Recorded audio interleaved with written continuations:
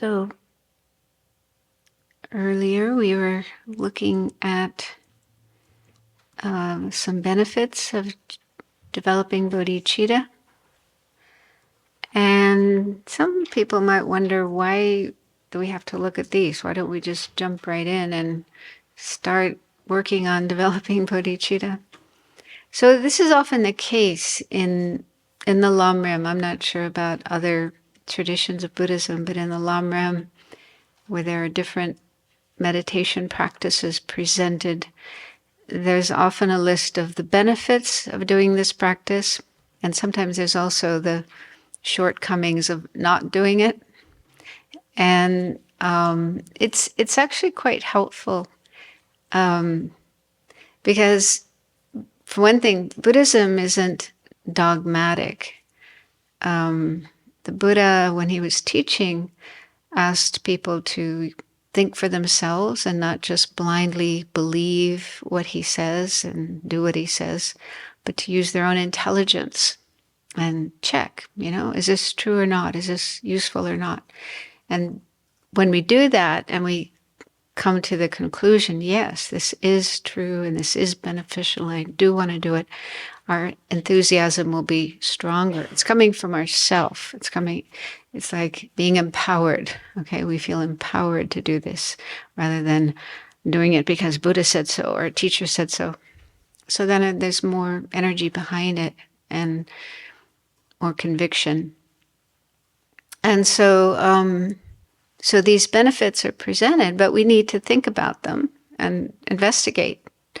Some of them we may not be able to check with our own experience, but some we can. Yeah, we can actually. Once we do spend some time working on developing love and compassion and these other positive states of mind, we should be able to see some change, some improvement. Not immediately, maybe, but gradually over time. And then it becomes really convincing. Yeah, then we can see for ourselves, oh, this really does work. This really does help. And then we'll want to continue doing it. So that's the best scenario. If we ourselves feel conviction that this is a good thing to do, and then we'll have enthusiasm to do it. But also, it often happens, I know this is my own experience and maybe others as well, that when you first start doing something, you have a lot of enthusiasm, but then after a while that can fade and you don't have that same energy as you did in the beginning. And we may even become sort of bored with bodhicitta. Oh, I have to do this again. So one reason that can happen is because we're not fully convinced of how beneficial it is to do. And so again, it's good to review these benefits, think about them again and again, come back to them again and again, and hopefully that will help us get through that phase of being bored or losing interest. Also, our motivation for doing things, like wanting to develop bodhicitta, wanting to develop love and compassion, may be mixed with things that aren't ideal, like ego and self-centeredness. It's possible that in the back of our mind, we may have this idea that, oh, if I become a bodhisattva, everybody will love me, everybody will look up to me, I'll be very popular. So that's not the right motivation to have. But it's often the motivation we have for doing things. There's often, what's in it for me? Yeah, what I'm going to get out of it, kind of short-term and very self-centered gain. And so if we do start developing bodhicitta and it turns out to be harder than we thought, more work than we thought, then we're not getting that ego-centered kind of plus that we hoped for, and that could cause our enthusiasm to wane. Another problem is having unrealistic expectations, like thinking it's going to be easier and faster than it really is. I remember when I first started learning Buddhism back in the 70s. I was quite young, and I heard about, of course, I was very inspired by Bodhicitta. I think that was the thing that really grabbed me, that made me feel, oh, yes, that's what I want to do. I want to become enlightened, to help all living beings. That's the best thing I could possibly do with my life. And I came across statements. I mean, they're in the prayers, they're in the teachings, they're in the texts that say enlightenment is possible in this lifetime. Even in this very lifetime, it's possible to reach enlightenment, to become a Buddha. And I thought, yeah, I can do that. That's easy. But then, after a couple of years, and you realize you're not really making that much progress. Is that really realistic? And so many years later, I was attending some teachings by His Holiness the Dalai Lama, and I heard him say that, yeah, they do say, it's actually in Tantra that they say that, in the Tantric tradition, that it's possible to reach enlightenment in one lifetime. But he says, maybe 1 in a million can do that. And I thought, because I've been pushing myself so hard and then feeling so discouraged that I didn't seem to be getting much closer to enlightenment. So, yeah, so it's possible for the rare person like Milarepa. There's a few, they talk about these really hardworking practitioners of the past, maybe in the present as well. So, so it may be possible for a few individuals, but these are people who've been practicing already many, many lifetimes before the present one. So they kind of have a head start. But for most people, it takes more than one lifetime. It takes multiple lives. And I've heard the Dalai Lama say that it's better to think in that way and to think long term rather than, I have to do it now, I have to do it this lifetime. But think, I'm going to keep working, keep traveling towards enlightenment. No matter how long it takes, I'm just going to keep doing that. That's the best thing to do, the right thing to do. So that's a better attitude to have rather than kind of being frantic and having unrealistic expectations. So, so if we can adjust our motivation, really try to make sure our motivation is genuine and pure and altruistic rather than mixed with ego and self-centeredness. And if we can adjust our expectations and have more realistic ones rather than unrealistic ones, then that will enable us to keep going long term. I also once heard His Holiness say that it can take about 5 years before we see effects of the practice that we do. And when I heard that, I felt quite relieved as well, because sometimes you expect instant results. You should be able to see some result right away. And I thought, well, if it takes him 5 years to see results of a practice, and he gets up at, 3 o'clock in the morning and meditates for hours before he starts his day, meeting people and teaching and so on. And he's been doing this since he was very young, very small. So if it takes him 5 years to see the results of practice, given his level of practice, then if it takes me 20 years, then that's kind of not surprising.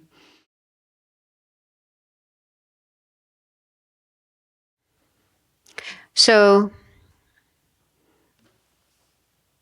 yeah, it is good to look at these benefits. And some of them are more long-term, but some of them are more short-term, things that we can experience in a fairly short amount of time. Okay, so we did the first two. And the third one is you are not bothered by harm or hindrances, and you will quickly accomplish all the stages of the path to enlightenment. So I kind of scrunched two into one. So the first one is being protected from harm or hindrances. So there are stories about people who had really strong love and compassion and bodhicitta, and that became a protection for them. So even if they encountered some person or some being that, had harmful intent, the power, the strength of their bodhicitta protected them from that. And it's possible that that could happen to us. But another way of thinking of this is, let's say we meet somebody who's hostile and angry and they want to harm us in some way, or even just verbally, like insulting us or saying hurtful words to us, not necessarily killing us. But if through our practice of bodhicitta, if we've been practicing this for a while and we've been training our minds to respond with compassion and love and patience, rather than anger and defensiveness and maybe being combative, retaliating, and so on. Those are the normal ways that people respond to somebody trying to attack them or harm them. So if we have love and compassion for this person, that could disarm them. It's quite possible that, they're so shocked by our way of acting that they lose their energy to continue in their plan to harm us. It's no guarantee, but it is possible. I was thinking of Saint Francis, who had this incredible love and compassion, and it said that there's this one story of him and a wolf. There was a wolf that was harming people, maybe even killing people in that area, and the local people were planning to get together and go and find this wolf and kill it. That's what people normally do, right? When there's a dangerous animal. And he said to them, no, leave it to me. And so he went into the forest and found this wolf and talked to the wolf and, said, no, don't be that way, kind of encouraged the wolf to stop harming. I don't remember the exact story, the exact words that he used, but he was fearless. He had no fear of confronting this wolf, and his gentleness and his love and his compassion must have made an impact on this wolf, because it did stop harming people.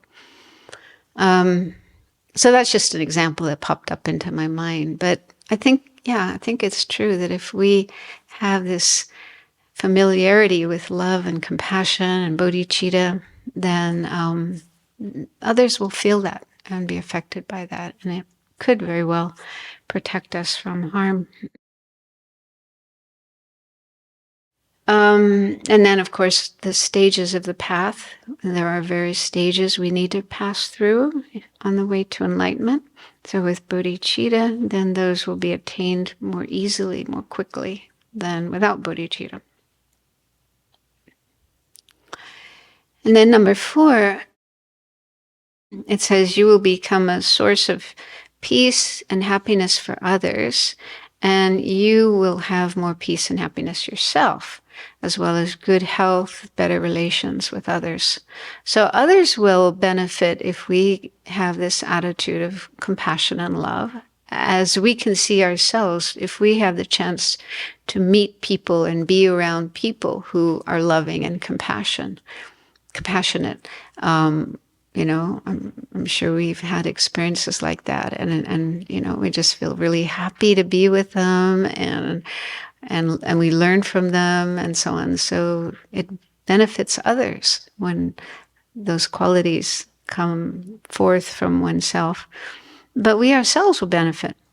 And this is actually confirmed by research. In recent years, scientists have done research into compassion and kindness, and the research shows that there are benefits. And one book where you can read about this is a book called Fearless Heart by Thupten Jinpa, who's the sometimes translator for the Dalai Lama. But yeah, he's somebody who's written a lot of books, done a lot of translations, very knowledgeable both about Tibetan Buddhism as well as Western philosophy and science and so on.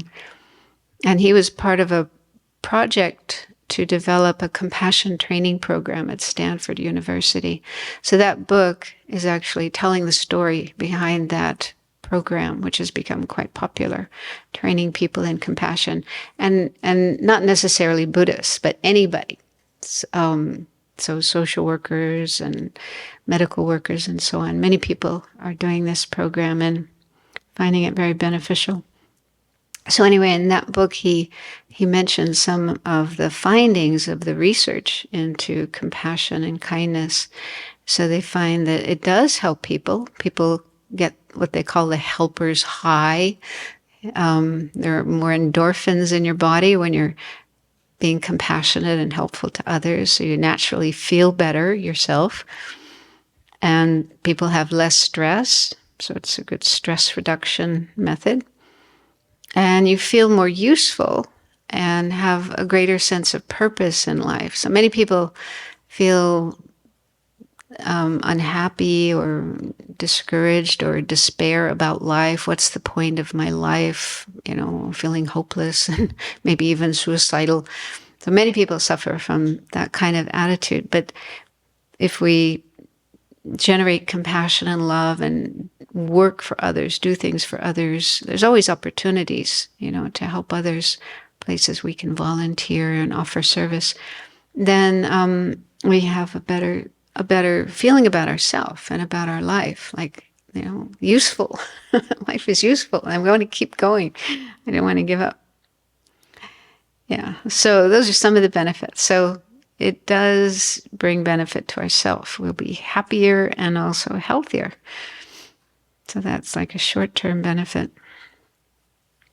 And another benefit, number 5, is you will have more hope, courage, confidence, and self-esteem. The Dalai Lama often talks about how, in his own case, his own experience, compassion gives courage, provides courage to deal with difficult people, difficult situations. And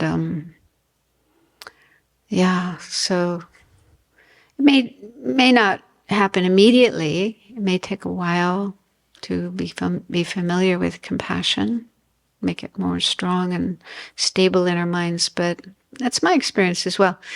In the book, The Art of Happiness by Howard Cutler, which he's a psychologist, and he's talking with the Dalai Lama about different topics that are of interest to Western people, like how to deal with this problem and that problem and so on. And in one place in the book, he's talking about fear and anxiety, and how, what a common problem that is. And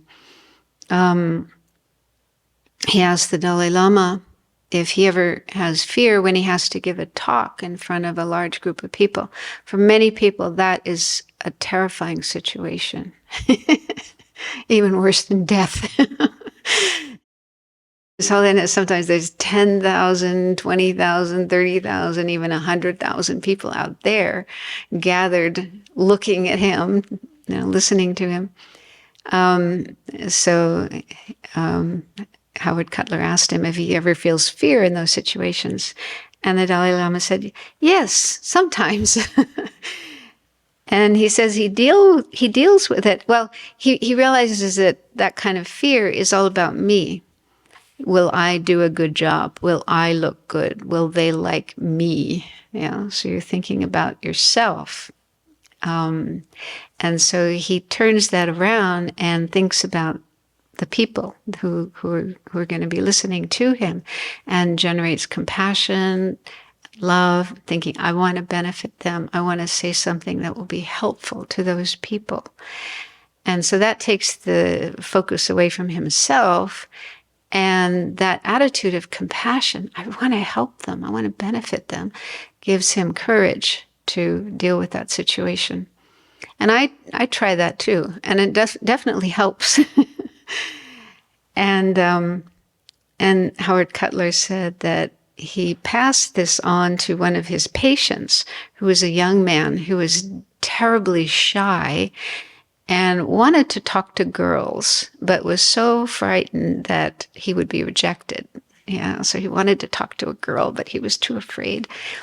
So Howard Cutler, told him what the Dalai Lama had said, and this young man tried it, tried to think about her rather than him, himself, and it did help. It did help. So that's just one example of how compassion, thinking of others, putting others' needs before our own, can give us courage. And then you look at people like rescue workers. I mean, things that they do are amazing. And they're really often putting their life and health at risk to help others. But I hope, and what is their motivation? It's not fame, but that they really do care about people and animals. I just saw this little article about a woman in Houston, I think, who was crawling through drains to rescue some puppies. Some little puppies had fallen down into a drain hole, and she was determined to find those puppies. So she spent hours and hours and hours crawling through these filthy drains with cockroaches and rats and so on. She managed to find 2, but she didn't want to stop. She wanted to find the 3rd as well. So I think that's compassion. I don't think she was doing that for fame to get. But yeah, it's amazing what people do sometimes because of compassion. And so then next one, 6. Your ability to deal with difficult people and problems will improve. So, as we go through life, we do sometimes meet difficult people in difficult situations.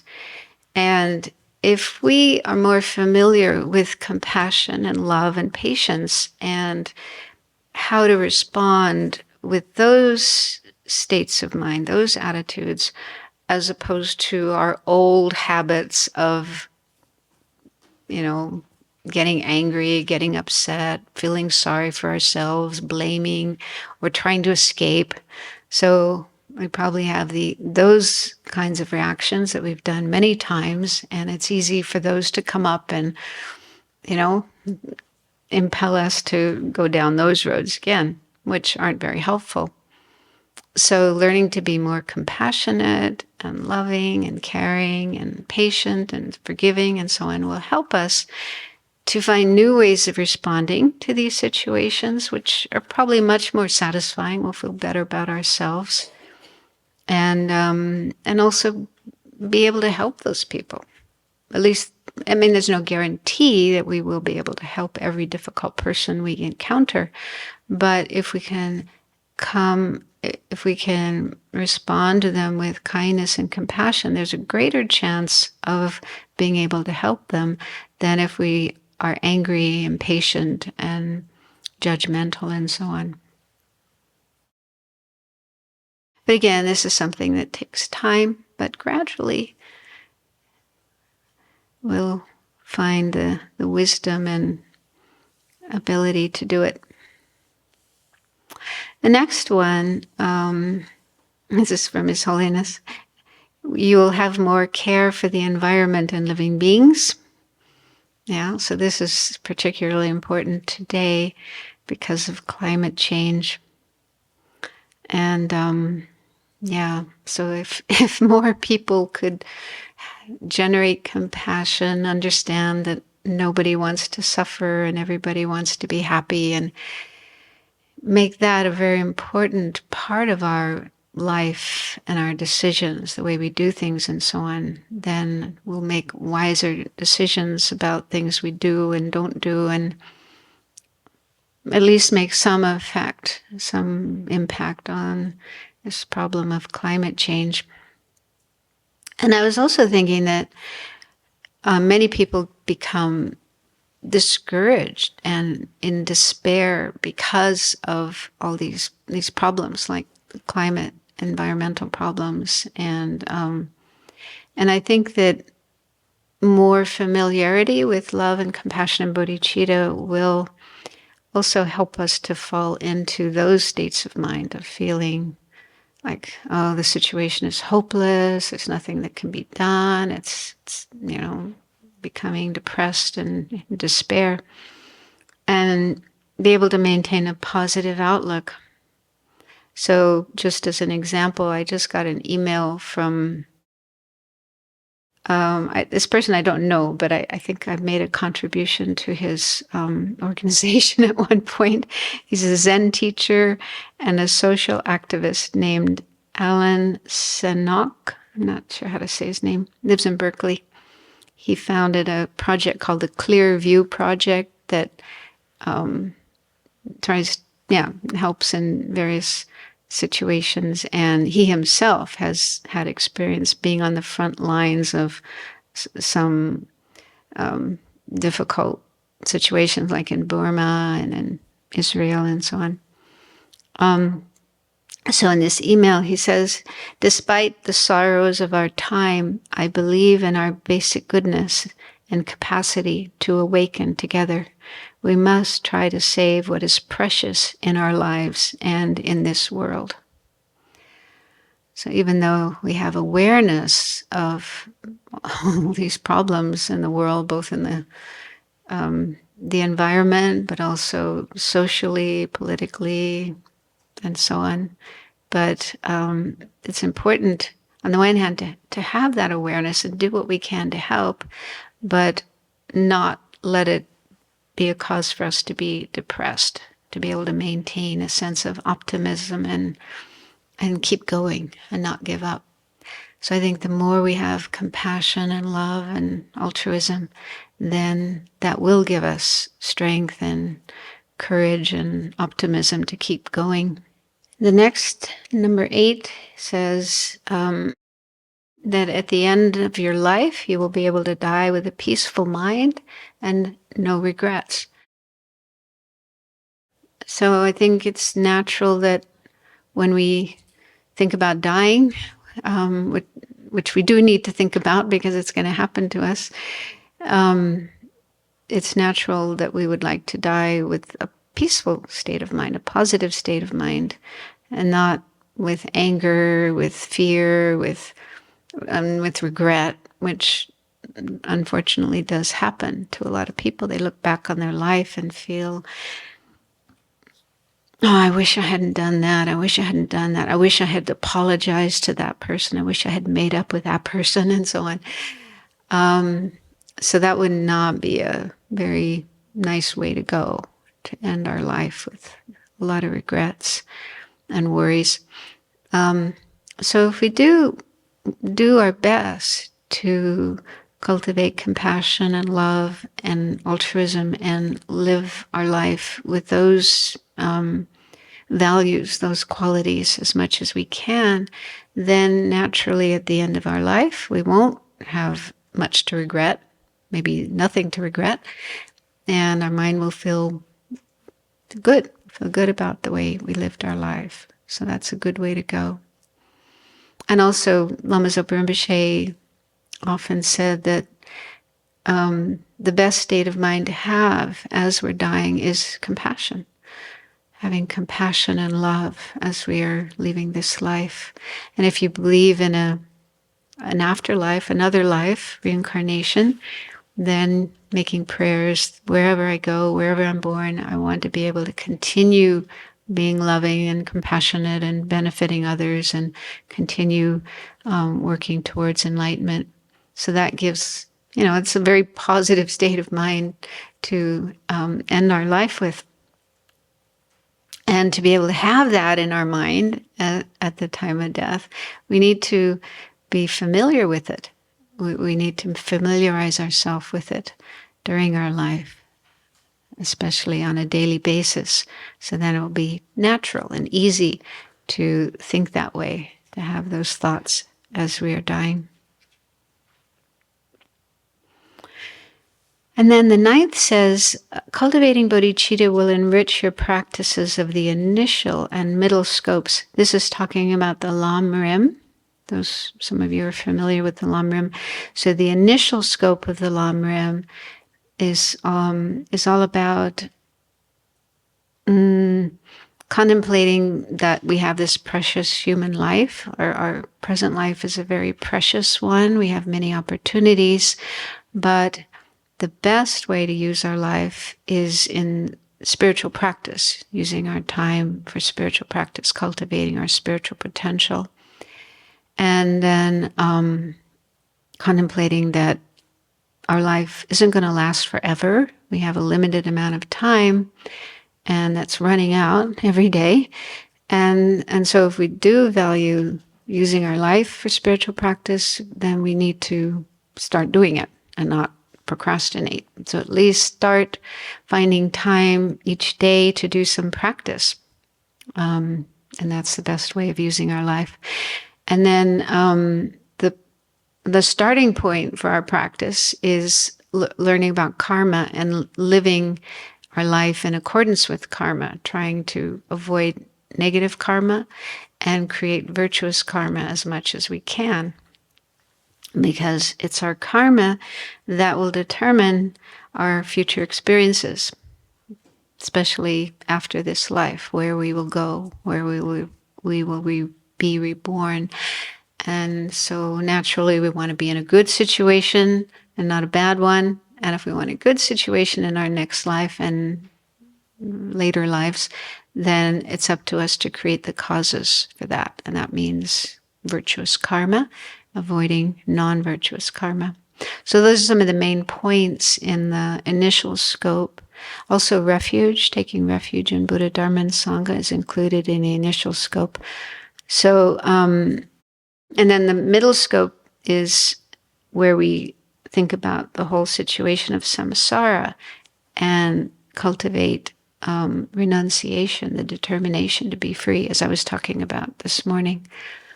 So those are like preliminary steps before cultivating bodhicitta. But cultivating bodhicitta will give us an additional energy and enthusiasm and a sense of meaning and purpose when we do work on these earlier stages, the initial stage and the middle stage of the path. So all the different aspects of the Lam Rim help each other, assist each other, nourish each other. And then the last benefit is everything you do motivated by bodhicitta becomes a cause for enlightenment. So it's said that even our ordinary daily activities like eating and sleeping and working, cleaning, whatever we do, if we connect it with our practice, then it becomes a cause for enlightenment. So, for example, here we have the prayers, the contemplations and the prayers that we do before eating lunch. And one of those verses is about seeing the food as like medicine that will nourish us and give us energy so that we can continue in our spiritual practice for the attainment of enlightenment for the benefit of all beings. So in that way, eating food becomes part of our practice and a cause for enlightenment. And you can do similar with thoughts with sleeping and going for walks, exercising, going to see the doctor, cleaning.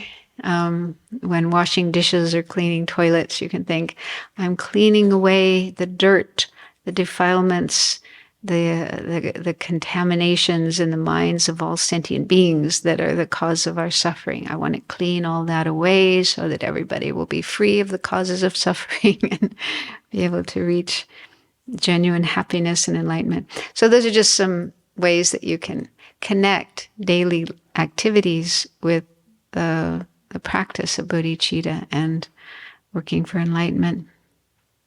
And then all those things do become the cause of enlightenment. So there's quite a bit of material there, and some of them you may not relate to, but if even just one or two of these points of these benefits does speak to you and inspires you, then that's really good. And the others you can just leave aside for now. Maybe you can come back to them later and contemplate them. So anyway, the bottom line is bodhicitta, developing bodhicitta is good for us. It's good for others. It's good short term. There'll be some short term benefits we can experience in this life, and also long term for future lives and eventually for enlightenment. So many benefits. So then, how to do it? How to develop bodhicitta? So there are two main methods in the Tibetan tradition for developing bodhicitta. So I thought to focus on one of these, which is called the 7-point cause and effect method. And the reason for that title or name is because the earlier steps are like causes for the later ones. So we meditate on the earlier steps, and then that will lead us to attain the later ones. And so these teachings are said to originate with the Buddha, who gave them to Maitreya.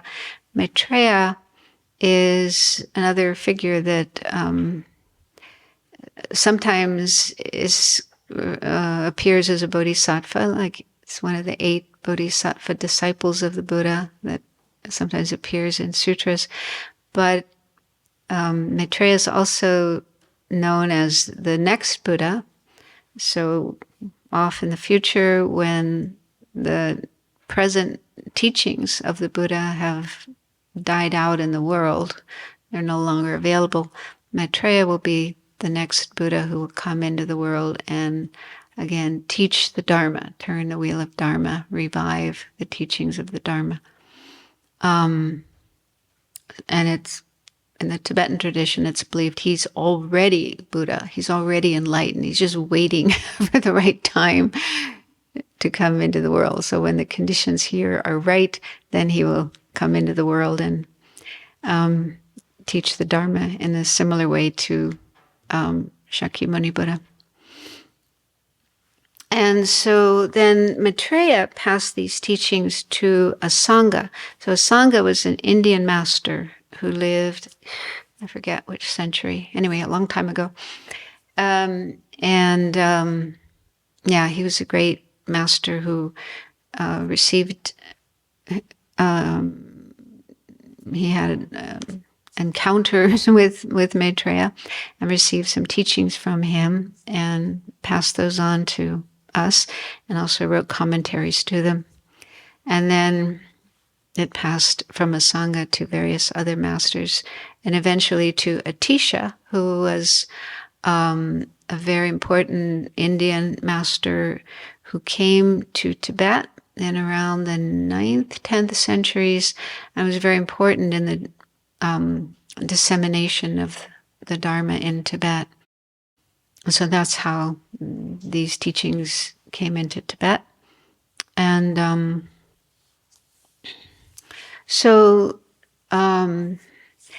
I'll just mention, we'll just go through these points and then go back and go through them one by one and look at them and meditate on them.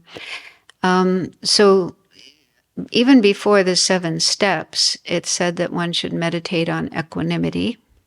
So that's what I was planning to talk about this afternoon, equanimity. And then the first actual step is recognizing that all beings have been your mother. 2, the kindness of mothers. 3, wishing to repay their kindness. 4, loving kindness. 5, compassion. And 6, the extraordinary intention. And then 7, bodhicitta. So some teachers say that the way they are cause and effect is that the first 6 steps, the first 6 meditations are causes for the 7th step, which is bodhicitta. So that's the way I've always heard it. You meditate on those first 6, and then ding, bodhicitta comes up in your mind. Number 7. And then in this book, this is volume 5 of the Library of Wisdom and Compassion, in Praise of Great Compassion. So this is the Dalai Lama's teachings, along with Venerable Children's editing and additional material. So this book contains a lot of information about how to develop bodhicitta, as well as the 4 immeasurable thoughts. So it's really precious, really wonderful. And so in this book, the Dalai Lama says that another way of explaining the cause and effect relationship is, and I think this is from Lama Tsongkhapa, his Lamrim Chenmo. He says that the main point in all of these is compassion. Compassion, which is number 5, is the most important quality that we need to develop for bodhicitta to arise in our mind. And so from that point of view, compassion being number 5, the first 4 points are causes of compassion. So if we meditate on points 1 through 4, then that will enable us to have compassion, which we then meditate on in point number 5. And then point 6 and 7 are effects of compassion. So having strong compassion will give rise to number 6, the extraordinary intention, and number 7, bodhicitta. So it's just a different way of explaining the relationship among these different points. And maybe this isn't so important for you, but yeah. Anyway, we're going to go through them one by one, and I'll explain them. And during the meditation sessions, the people guiding the analytical meditations will guide you in meditations on these. So we'll start with equanimity, which isn't even counted among the 7 points. And I think I remember reading that it could be that some people have already developed equanimity, and so they don't need to meditate on this as a separate step. But for those of us who don't already have equanimity, we do need to meditate on it. It's like a prelude, a prerequisite to the other steps. And so equanimity, this term equanimity, has different meanings, even in the context of Buddhism. But here, it means an attitude, a state of mind towards other people and other living beings that doesn't discriminate.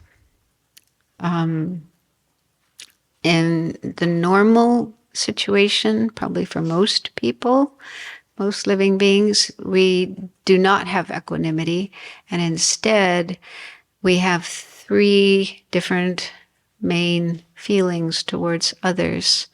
For some people, towards some people, beings, we feel liking and attraction and attachment.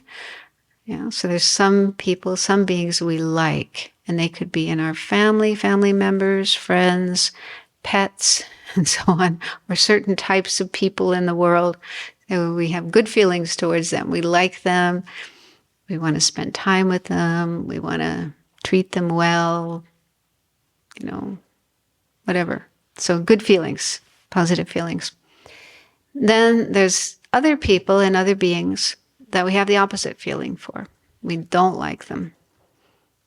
And our dislike could range from just mild dislike or aversion all the way to hatred, hostility, and even aggressiveness, wanting to harm them. And then there's a third group of people, category of people, towards whom we don't feel attraction and liking, but we also don't feel hostile. We just feel a kind of uncaring indifference. So if we check our experience, then we'll probably find that this is true. That we have one of these three attitudes towards everyone. And my guess is for most of us, the number of people we like and the number of people we dislike are probably relatively small. But the majority of people would fall into that third category, people that we just don't have any strong feelings towards. I mean, one reason is because we just don't know them. We just don't encounter them. We don't have interaction with them. But this situation is antithetical to the cultivation of bodhicitta, because with bodhicitta, we need to cultivate love, compassion, altruism, the wish to benefit every living being without exception. We can't leave anybody out. If we leave even one person out of our concern and our wish to attain enlightenment for the benefit of others, we won't make it. It won't work. So that's very difficult. Very difficult. Now you can see that it does take a lot of time and a lot of effort, a lot of energy to really develop bodhicitta, because it isn't something we develop just for a limited number of people, my friends, people I like, people on my side, but it's for everybody without exception. But of course, we have to be practical and realistic. So we start with the people around us, and cultivate love and compassion for them, and cultivate equanimity towards them. And then gradually we can extend the sphere of those feelings to more and more people. But it's said that it's important to start with equanimity, because if we skip over that, we don't meditate on that and try to develop that, then when it comes to developing love and compassion, these positive feelings, positive qualities, we'll do it in a biased way. I want my friends, my family to be happy and to be free of suffering, but not those people. I don't care about them. Maybe I even want them to suffer. They deserve to suffer. So this is what can happen. That's not ideal. And so it said that it's kind of similar to if you want to build a building or a house on a piece of land, the first step is to, what do they call it? Even it out? What's the word? Level it? Yeah, make the land level. And then you can make the foundation and start building the walls and so on. So if you skip that step, you don't make the ground level, then you're probably going to have big problems later. So equanimity is compared to that, because we're trying to build these very positive states of mind, universal love and compassion and bodhicitta. And if we don't start with a firm foundation of equanimity, it won't work. So, so there's different meditations, different contemplations for developing equanimity. So one involves bringing to mind specific examples of people who fall into those three groups, and the terms that are used in the traditional teachings are friend, enemy, and stranger. So a friend would be anyone we have good feelings for. So it could be a relative, it could be a family member, parent, sibling, child, as well as friends, and just anybody we really like and really care about. So we bring to mind an example of a friend, and then we bring to mind an example of an enemy. So the word enemy, that's a pretty strong word. I mean, it can include if there's somebody who really hates you and has harmed you in the past or is harming you at the present. But I always had trouble thinking of somebody like that. So I came to think that enemy could be just somebody I dislike, someone I feel aversion and want to stay distant from. So I think that's a broader meaning of enemy.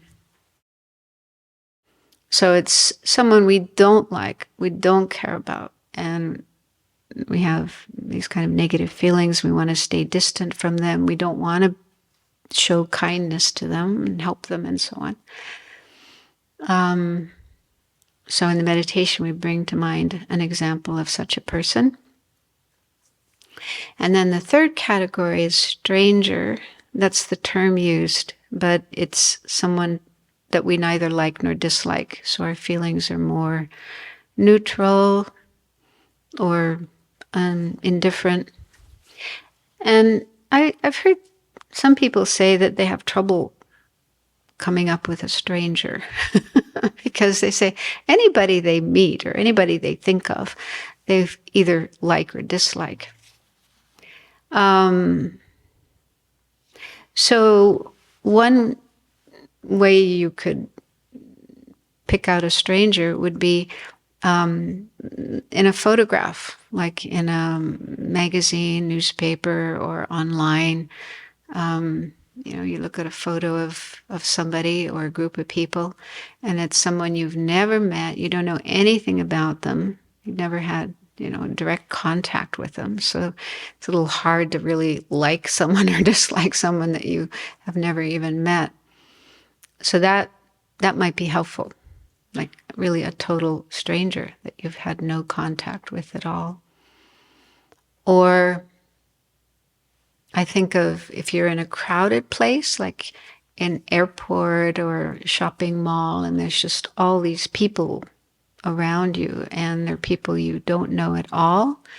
So if you just think of one of those people, pick them out of that crowd and put them in front of you and use them as an example of a stranger or a neutral person.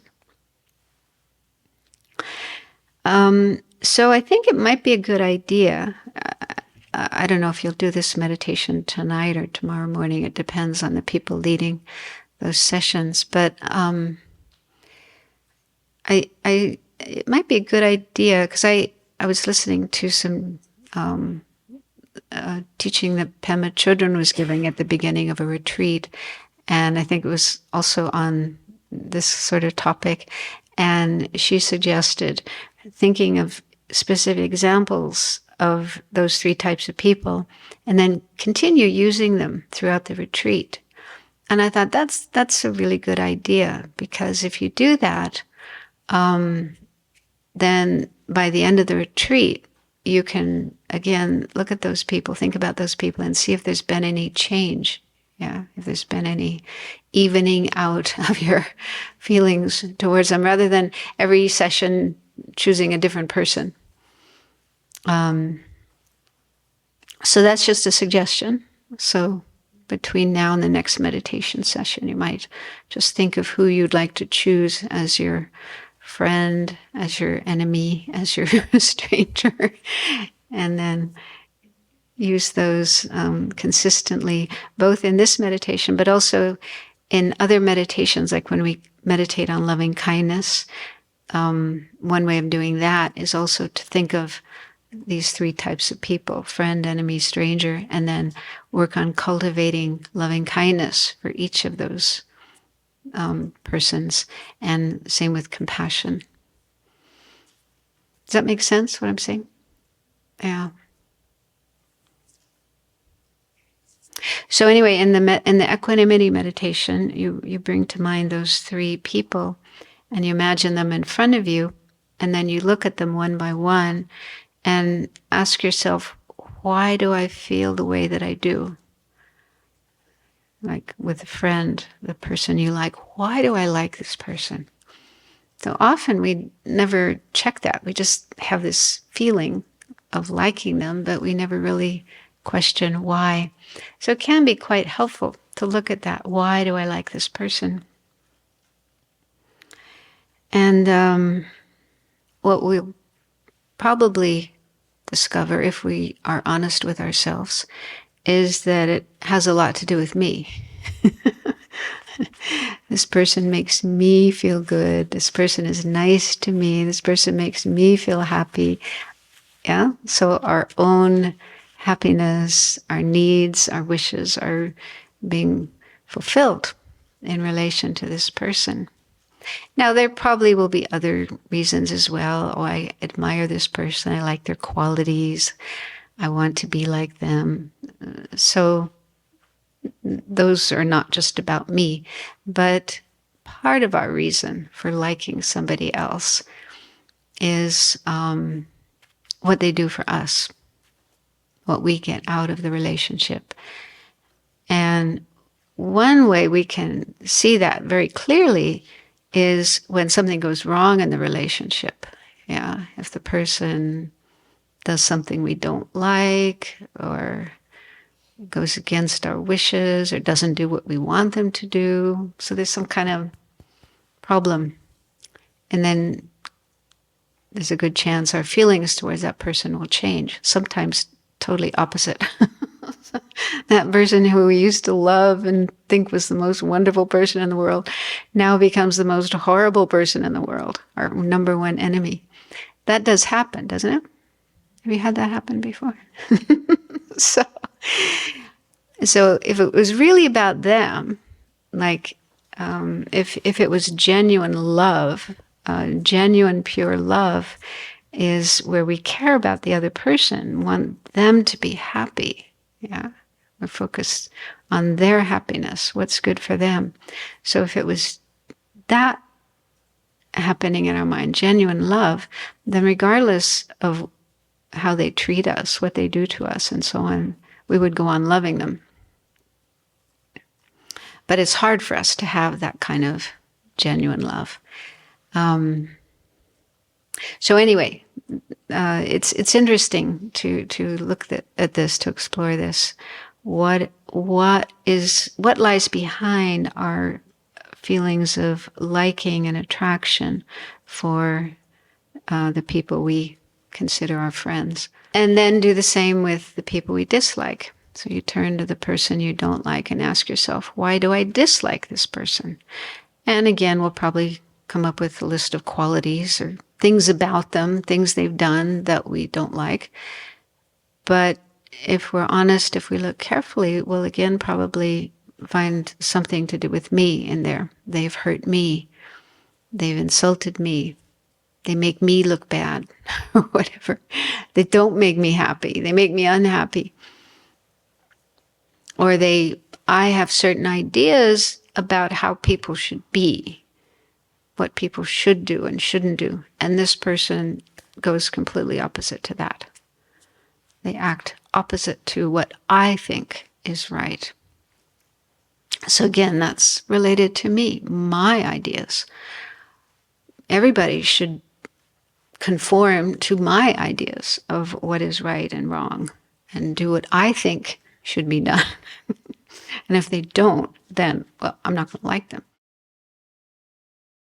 So what can come clear from this is the sense of self-centeredness, self-importance. I am the center of the universe. And it's from that we look at others and judge others. And this is a good person, this is a bad person. I'm going to be nice to this person and not nice to that person.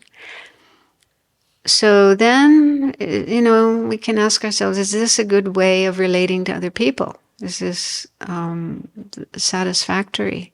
Do we feel good about judging other people based on our own sense of what's right and wrong, what's good for me and not, and so on?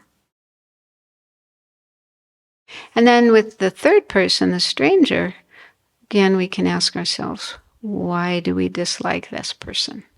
And again, it's probably because they've never done anything for me.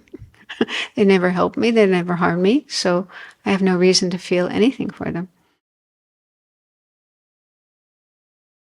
So instead of looking at others and considering them from their point of view, like what is good for them, what is helpful for them, we are judging others and relating to others from the perspective of me, and what's good for me, and what I like and don't like, and so on. So this can be quite an eye-opener if you've never done this before, just to see that how our mind relates to others in that way, and is that ideal? Is that the way we want to be?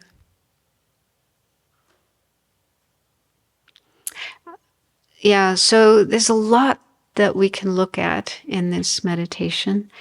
And ideally, we do conclude that this way of treating people isn't ideal. I mean, even just how do we feel about the fact that we can be so warm and loving and caring towards one person and then so mean and nasty, or at least cold and uncaring to somebody else, almost like Dr. Jekyll and Mr. Hyde. We have these two very different aspects of our personality, of our way of being, our way of treating others. So how does that feel? Do you feel good about that? Is that the way you want to continue being? So that's something to consider. And also we could think about how when we do feel love for someone, genuine love, like we really see another in a beautiful light, in a positive light, we really care for them and want to help them, how does that feel? You know, what is it like to love someone, not in a selfish way, but in an unselfish way? How does that feel? And we'll probably recognize it feels really good. It's a wonderful way to feel, right? So if we limit our love to just a certain number of people, then we are limiting our potential to have that kind of love and that kind of joy that comes from love. I mean, imagine if you could feel that way towards everybody. Right?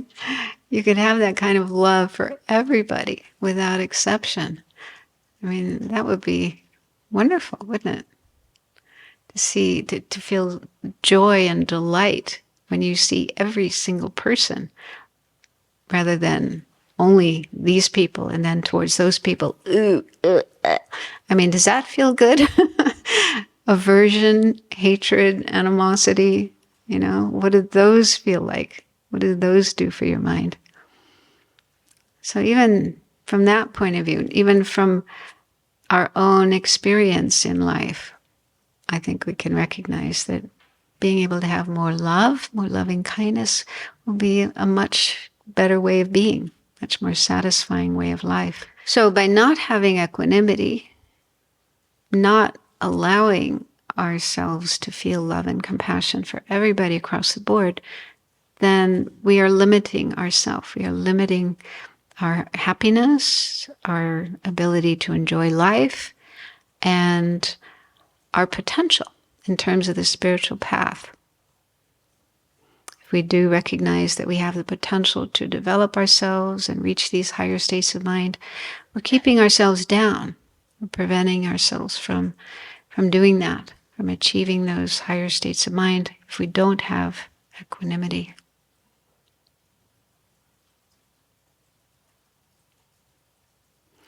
So why are we like this? According to Buddhism, at the root of all our afflictions and all our suffering is, I mentioned it this morning, this kind of ignorance about how everything exists, and that includes ourself. We are ignorant about our own nature, how we exist, who or what is our I, our self.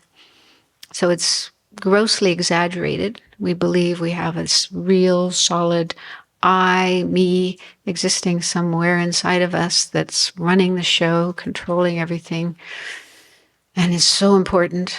the most important thing in the universe, the center of the universe. So we have these attitudes not because we chose to. We didn't choose to be this way, but the Buddhist explanation is that our mind has always been this way, and not just this life, but in our past lives as well. And nobody else made us this way, so it's not somebody else's fault that we're like this, but it's just the nature of samsara. We've been in samsara forever, from beginningless time, and our mind has always been afflicted with these kind of attitudes, like ignorance, not seeing things correctly, and then based on this inaccurate way of seeing ourselves, and we also see others incorrectly as well, and everything in the world around us.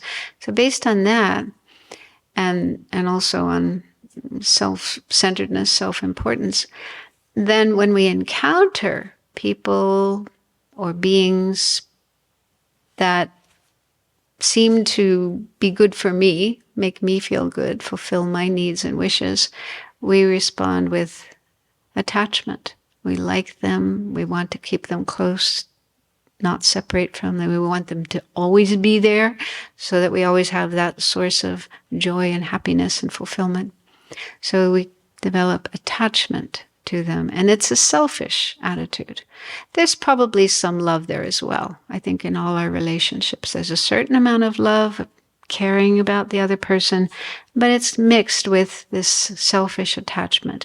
I want them there because they make me feel good. They fulfill my needs. I can't live without them. So those are there as well. And that's what makes the situation sticky and problematic. And then when we encounter people and beings that don't make us feel good, but make us feel bad, we feel unhappy, uncomfortable, unpleasant with them, then we respond with aversion, dislike. I want to keep them away. I want to keep away from them. And we have those attitudes as well, attachment and aversion. Those are also part of this mess that our mind is in, that's been in from beginningless time, because we also have them not just for people and beings, but objects as well, smells, sounds, tastes. So those are there in our mind, but they arise in relation to certain people. And then towards those who neither help us nor harm us, neither make us feel good nor bad, we just have this uncaring indifference, which isn't too bad. It's not as bad as anger and hatred and hostility, but it's also not good. It's not ideal, because it perpetuates ignorance. It perpetuates a state of mind in which we're not really seeing reality. We're not seeing the true nature of ourselves and others and everything. And so even that needs to be overcome. We need to be free of that. So the ideal state of mind eventually is to have love and compassion for everyone, to see everyone as dear and precious. But before that, we need to at least even out, make this state of mind even towards others. So how do we do that? One way is to contemplate how everyone is basically the same in wanting to be happy and not wanting to suffer. So looking at the commonality, the common denominator between ourselves and others. Because what often happens is we focus on the differences between ourselves and others. And we are different. There are differences between ourselves and others. We're not denying that. But we tend to overlook the ways in which we are the same. And if we do focus on that, how we are all the same in certain ways, that helps us to feel closer and more open, more caring towards others. And so there's a whole meditation where we bring to mind people one by one and just think, this person is basically just like me. They are just trying to be happy. They want to be happy. And when they say that, they talk about how everybody just wants to be happy, this doesn't mean happy as in whoopee, this kind of excited feeling, but to have one's basic needs fulfilled, like for food, clothes, and shelter, comfort, love, and friendship, and so on. So starting from there, starting from one's basic needs, up to, higher types of happiness. But yeah, just to contemplate that every living being is the same in that they want their needs fulfilled. When they're hungry, they want food to eat. When they're sick, they want medicine, they want care. When they're cold and out in the rain and cold, they want to be someplace warm and dry. So that's not very difficult to understand. Just as that's how we feel, that's how others feel. And likewise with suffering. When it comes to any kind of unpleasantness, pain, sickness, any kind of physical discomfort or mental, emotional discomfort, nobody wants those. Everybody wants to be free of those. So just contemplating that's like a very simple truth, a very simple fact of life, that we all want happiness and no suffering. So that's getting familiar with that, contemplating that is one way to have more equanimity towards others. Another way, and this is, the usual way in terms of this meditation, is to contemplate that our relationships with others are not necessarily permanent and fixed and carved in stone.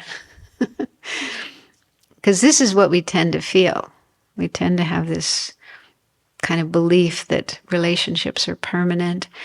The person we're in a good relationship with now, the friend, the person we like, we tend to feel this is going to continue. It's never going to change. I'm always going to get along with this person. I'm always going to love this person. They're always going to be nice to me, do what pleases me, and so on. So we tend to see a sort of permanence in that. And that's not necessarily true. As we've all had the experience of, sometimes people we can be very close to, very dear friends with, that relationship can go very wrong. And we can end up hating each other, being enemies rather than friends. So relationships are very transitory and very contingent on factors, causes, and conditions that we don't always have control over. We never know what's going to happen. We can't always make things happen the way we want them to. And so because of a change in causes and conditions, this relationship with that person could really change in a big way. And we could stop being friends. We could even become enemies. But the same can happen with the enemy. You may have had an experience like that, where maybe initially you didn't like somebody, maybe one of your classmates at school or colleagues at work. You didn't really like this person, didn't trust them, or was suspicious of them, didn't get along. But then, again, causes and conditions changed, and maybe you didn't become friends right away, but at least you became more accepting of that person, not so hostile towards them. But it can also happen that people can become friends after being not friends, after being not able to get along. So that relationship can change as well. And then with the third person, the one that we're now kind of in a neutral relationship with, that could go either way. That person could become a friend. It could also become enemy. But it's more helpful, since we're trying to cultivate positive feelings, to think of the possibility of that person becoming a friend.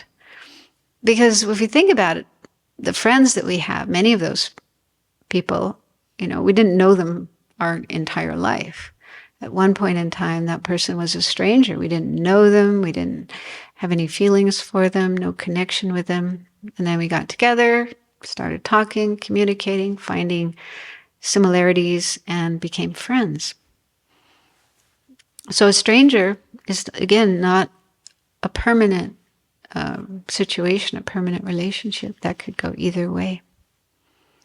So this is really helpful to contemplate. It takes away the solidity. We tend to feel these relationships are solid and will never change and will always be like that. I will always be in a good relationship with this person and I'll never be able to get along with that person. And that person, well, forget it, I don't care about them. So just to see that that isn't necessarily true. These relationships can change, and we can change them. We can also work on our mind, work on our attitudes, and gradually even out this disparity, this situation of partiality and bias, and start to feel more warm, more caring, even towards the strangers and the enemies. And in the Tibetan teachings, the way this meditation is presented, they bring in other lifetimes. That won't work for you if you don't believe in reincarnation, if you have disbelief or doubt about the fact that we have had other lifetimes before this one and will have other lifetimes after this one, then that would be hard. But if you can accept even the possibility that we've had other lives before this one, then you can think in that way as well. Because in the teachings it said, I can show you later, there's actually a quotation from the Buddha in the sutras where he says, it's difficult for me to find anybody who has not been your mother, your father, your brother, your sister, and so on. So the idea is, in our past lives, we have been in every possible kind of relationship with everybody. And in fact, there's no such thing as a stranger. There's no being who's really a total stranger that we have never been connected with before in past lives. It's true we've been enemies with everybody before, but we've also been intimately connected. They've been our mother, we've been their mother, we've been parent and child, brother and sister, spouses and friends, dearest friends that we would give up our life for. So we've had that kind of relationship with every single being in our past lives. And it's difficult to believe that, difficult to accept that. Not easy.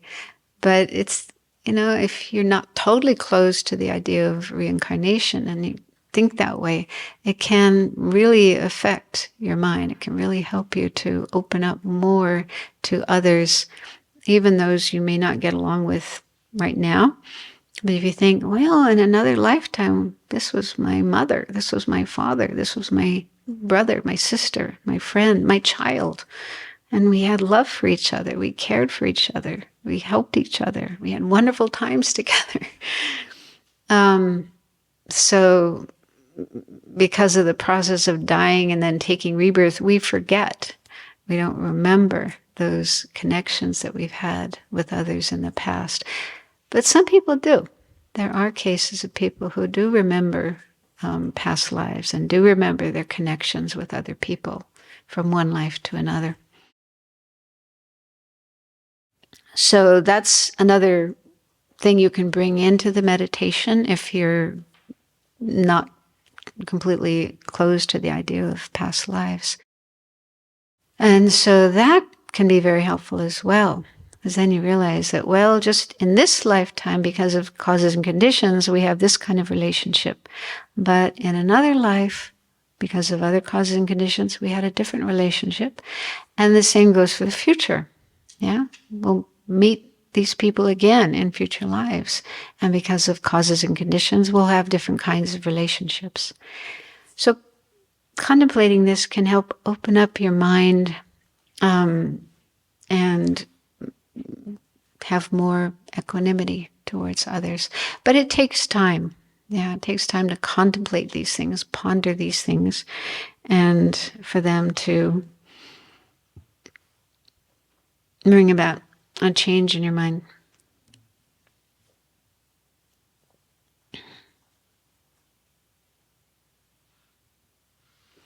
So then, just to summarize, we need to first look at how we do relate to others and recognize this disparity, this partiality, this unevenness in the way we feel towards different people and different beings, and question that, explore that. Why do I feel this way? Is it right to feel this way? Do I want to continue feeling this way? Especially in terms of wanting to follow the spiritual path and attain a higher state of mind. Because the Buddhas and Bodhisattvas don't feel that way. It's said that a Buddha or a Bodhisattva doesn't have that kind of partiality.